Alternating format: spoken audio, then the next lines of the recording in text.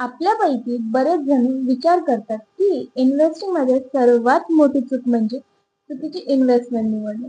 पण मी फायनान्स बद्दल शिकताना एक इंटरेस्टिंग गोष्ट समजली. Sometimes the biggest mistake is simply waiting too long to start. मध्ये फक्त अमाऊंट महत्वाचा नसतो, टाइम सुद्धा खूप महत्वाचा असतो. का? Because of compounding.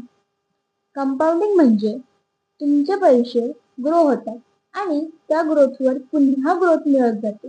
In simple word, your money starts working for you and the more time you give it, the more powerful the effect become. समजा तुम्ही दर महिन्याला 2,000 रुपये एस-आय-पी मध्ये इन्व्हेस्ट करता. सुरुवातीला ग्रोथ खूप मोठा वाटणार नाही, but over the time something interesting happen.